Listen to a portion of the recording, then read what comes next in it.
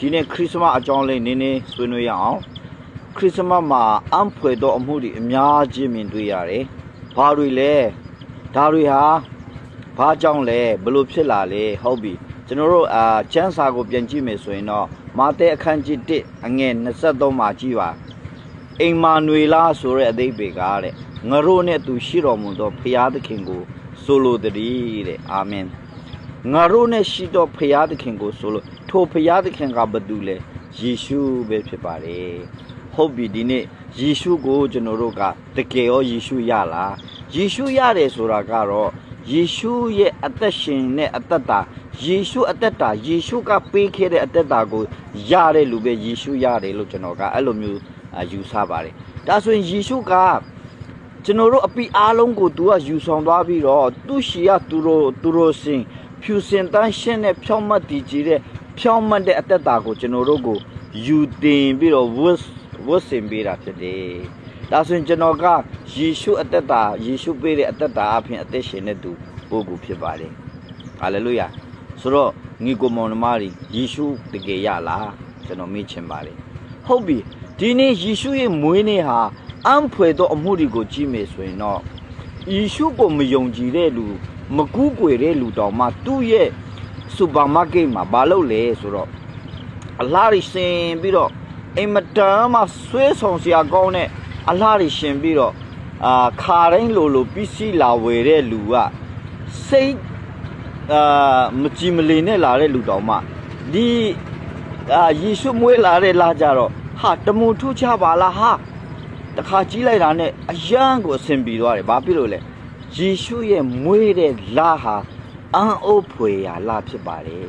။ဘာကြောင့်လဲ။မေတော်မာရိဟာသူတော်စင်ဖြစ်တယ်။ဘာကြောင့်ဖယားသခင်ကမေတော်မာရိကို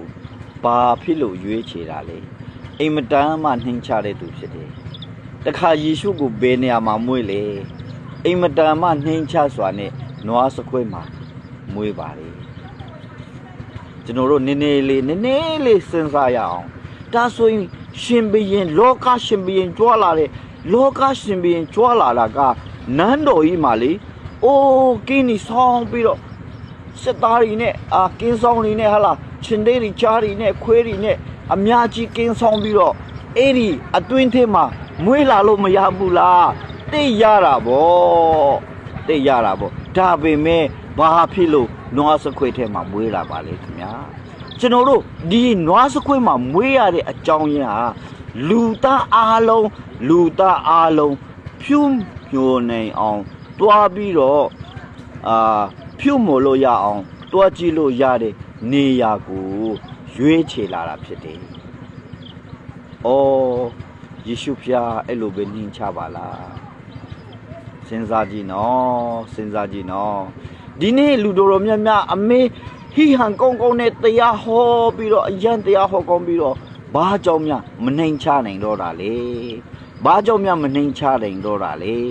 ယေရှုဖျားကနှိမ်ချတဲ့ဖျားဖြစ်ပါလေမိတ်ဆွေများဆိုတော့ဒီနေ့ကျွန်တော်ပြောချင်ပါတယ်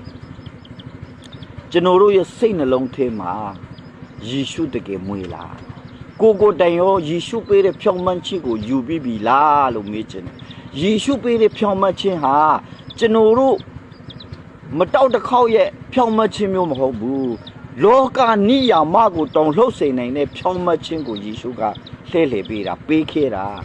ပေးတော့ကယူမှရမှာပေါ့ယေရှုကပေးခဲ့ပြီလေကျွန်တော်တို့ကိုပေးခဲ့ပြီနှင်းတိုက်ပေးခဲ့ပြီယူပြီလားတကယ်ရောစိတ်နှလုံးထဲမှာရှိပါသလားလို့ကျွန်တော်များမေးချင်ပါတယ်မေးဆွေတို့ကိုဆိုတော့ဒီနေ့ကျွန်တော်မင်္ဂလာရှိတဲ့မနေ့ခင်မှာမာသဲအခန်းကြီး1ငွေ23ကိုကြည့်တဲ့အခါမှာအိမ်မာနွေလာဆိုတဲ့အဓိပ္ပာယ်ကပါလေငါတို့နဲ့သူရှိတော်မူသောဖယားသခင်ကိုဆိုလို့အာမင်ဆိုတော့ဒီနေ့ကျွန်တော်ပြောပြချင်တယ်ကျွန်တော်တို့ငါအမောင်ကြီးမှာငါတို့ဓမီထိုးပြီးတော့သွားတာနဲ့ကျွန်တော်တို့ဒီတိုင်းပဲမှန်တန်ရန်နဲ့တန်တရားနဲ့သွားနေတာနဲ့မတူပါဘူးဒီနေ့ညမှာစလိုက်မီကိုထွန်းပြီးတော့ဓမီထွန်းပြီးသွားတာနဲ့ဒီတိုင်းအမောင်ထဲမှာသွားတာနဲ့မတူဘူးဒီနေ့ယေရှုဖြောင်းမတ်ခြင်းပေးတဲ့ဖြောင်းမတ်တည်ကြည်တဲ့ဖခင်ရဲ့သားတွေဟာစလိုက်မီထဲမှာဖ ယားသခင်ကထိုးပေးထားတာဖြစ်တယ်တင်းရေရဲလျှောက်ပါမွေတွေလည်းမရှိဘူးကင်းမီကောက်လည်းမရှိဘူးနော်နတ်ဆိုဝင်းငင်ဆိုလဲမချင်းကပ်ဘူးဘာကြောင့်လဲဖယားသခင်ကိုတိုင်သူ့ရဲ့တကိုးစလိုက်မီနဲ့ထိုးပေးထားတာတင်တို့နဲ့ကျွန်တော်တို့အားလုံးကိုဖြစ်ပါတယ်ဟာလေလုယာဟာလေလုယာဒါကြောင့်မလို့ဒီနေ့ချစ်တော်မိတ်ဆွေများဒီနေ့ကျွန်တော်တို့ရဲ့နှလုံးသားတနေရာကိုယေရှုကဘာကြောင့်အမေရန်တကားခောက်နေပါတယ်ဒီနေ့ယေရှုနှလုံးသားတကားခောက်တယ်ဆိုတဲ့အရာကကြည့်မယ်ဆိုရင်တော့လူတဦးတယောက်ကလည်းကိုယ်စီလာပြီးတော့ဟာအကိုရေးအမရေးကျမကတော့ဒီလိုဒီကြောင့်ဖြစ်တယ်ကူညီပါအောင်လို့လာပြောတဲ့အရာလည်းပဲယေရှုနှလုံးသားတကားလာခောက်ခြင်းပဲဖြစ်တယ်ဒါဆိုရင်ယေရှုတကယ်မရဘူးဆိုရင်မိတ်ဆွေဘယ်လိုလုပ်သိနိုင်မလဲကျွန်တော်မေးချင်ပါတယ်